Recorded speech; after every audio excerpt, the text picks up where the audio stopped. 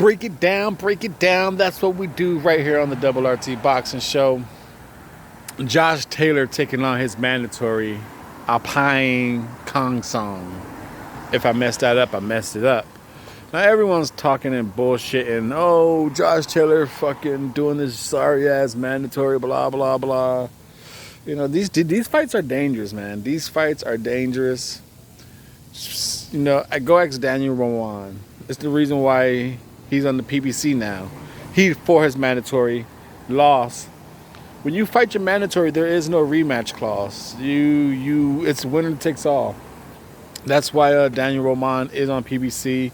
Didn't re-sign with the Zone Matchroom because he can't get that MJ fight right away. So on the PBC he goes. Now Taylor, everyone knows this unification bout is with Jose Ramirez is along the way, and then you got Apinun Khongsong. And people are probably wondering, why the fuck is he mandatory? We can get into that real quick here because on the Double RT Boxing Show where we talk belts, we talk boxing, we talk junky shit. That's what it's about. Going back to January 2019, you know how the IBF rolls. The IBF rolls, number 1 and 2 are always vacant for eliminators and all that shit. So number 3 was Taylor. He was getting ready to fight Baranchik for the title in the tournament. Number 4, I believe, was a Kondo. Number 5 was a Harry. Number 6 was Khongsong. Number 7, I forgot, but all the way down to like number 9, they were all fighting. Number 9 was Yusuf Ulis. He fucked around and blew his opportunity at the end of the year. I remember that kind of like, oh cool. He just signed to a Golden Boy. We finally get to see him on the Zone. He fucking choked. He lost in December. Number 8. God, who was it? It was one of those people was Maxim Dadashev, and we know what happened to him. So number 9, Yusuf lost. Dadashev dies. Who else is on the list? Yigit. Yigit was number 8, and he was just coming off the 8-round victory. His bounce back from getting his ass beat by Baranchik for the title. Number 7 was Dadashev. He died. Number 6 was Khongsong. He's the only one who won.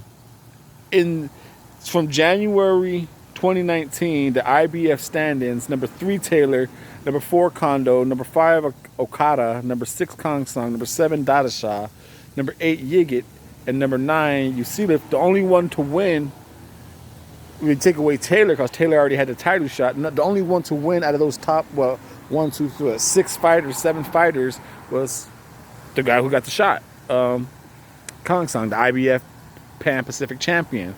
So, like I said, he at number 6, he went and fought number 4, Kondo, and knocked his ass out. Number 5, Okara, remember, you probably remember him. That's the guy, they did the whole Beltran title defense with. Remember, Beltran fought an Asian dude and they made him look real good. Then he fucking went and lost to Kome. That Asian dude was number 5. So that fight with Beltran was during this run. This is during the run that all these 7 guys were fighting.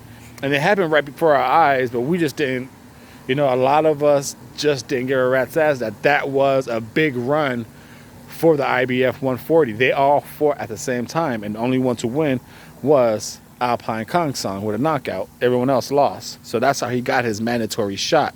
Again, mandatories, winner takes all. This fight is, I'm very, very intrigued by this fight. I think this is the perfect fight for the new switching coach. I think Ben Davis is going to be a great addition to Josh Taylor because Josh Taylor gets hit too much and he needs a careful, defensive-minded coach. And we saw in Wilder Fury 1 how cautious Ben Davis can be with Tyson Fury, and I think he's going to do that type of game plan with Taylor, because we know Taylor, when it comes down to it, can bang it out. But I believe he's not a great outside boxer, but I think he's a good outside boxer, and I think he can make a lot of fights very easy for him. And I think this, even though he's a far check all the boxes, more superior fighter than his opponent, this is not the opponent you want to get an exchange with, because Taylor outclasses him in boxing, but power, I don't think so. This dude hits hard, he throws hard, every punch is hard, there's no feints, there's no counters, there's no change up speeds. So if Taylor wants to go inside and bang and do that machismo shit, there's a chance he can get knocked down with this dude. So I'm going with the defense of Ben Davis, saying like, yo, stick to the outsides, make it easy, and let's go get Ramirez. I'm going with a unanimous decision. Josh Taylor.